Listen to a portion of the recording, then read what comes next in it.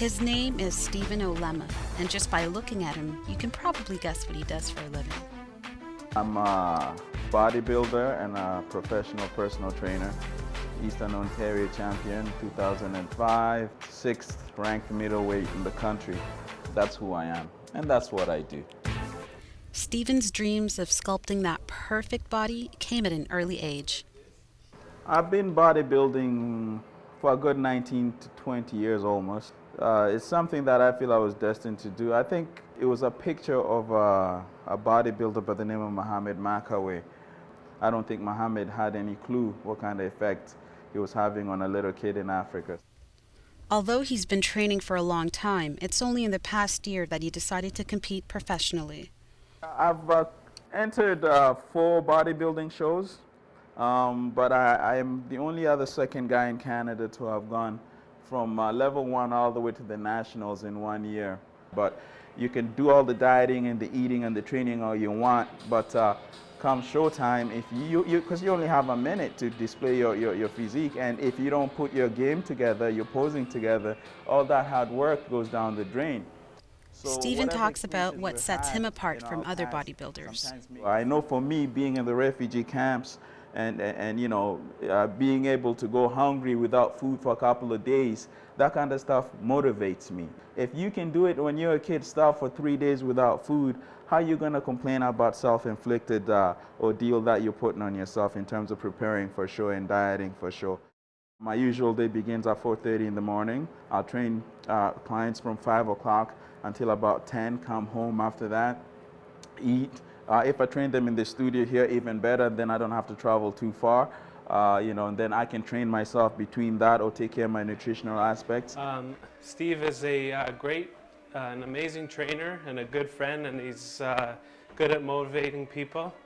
And I hadn't seen Steve for about 10 years, and I ran into him at a bodybuilding show, and I was dieting, and I was planning to do a show, but then I decided not to. But I had a long talk with Steve, and he motivated me to do my first show, which I came in first place and won the overall.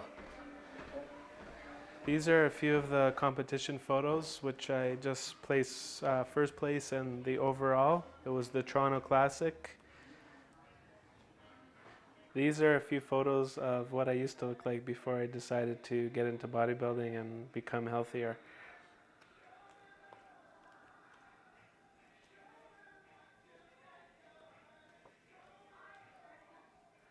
Perfect. That's the way you're supposed to win shows, man. You win shows when you get dehydrated. Linda Johnson, who's also Steve's girlfriend, has been training with him for almost 10 months. So every client is different. Linda's situation was that she wanted to lose weight because she's, been a big girl all her life.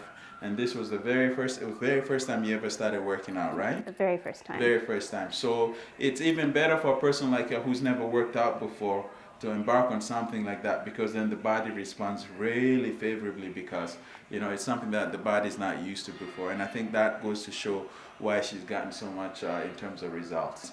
And how much did you weigh before that? 235. 235. How much do you weigh now? And I'm 155. 155. So you can do the math yourself and see how much weight she's lost. 80.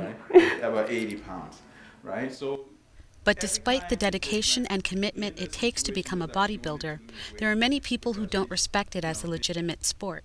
Many believe that these athletes rely on steroids, not natural talent. I'll tell you something. Bottom line is, bodybuilding has gotten its bad name. I love the sport. I'm not going to talk bad about the sport, but I can tell you that just like any other sport in the world, where competition is involved, those are aspects of sport that you have to expect. But I think when you're faced with competition, then you have to think that some of those things are always going to be prevalent. Although he's reached a high level of success, Steven has even bigger plans for himself in the future. My aim now is to work towards coming in as a heavyweight, because that's the only other class that I haven't really competed in, and I think I'll do very well in that. After winning the Canadians national championships and being the best man in the country, I look on to competing against the best in the world. So now that you've heard of him, don't forget his name, because if things go according to his plans, the name Steven Olema will soon become a household one. I'm Ajuki Ike reporting for The Journal.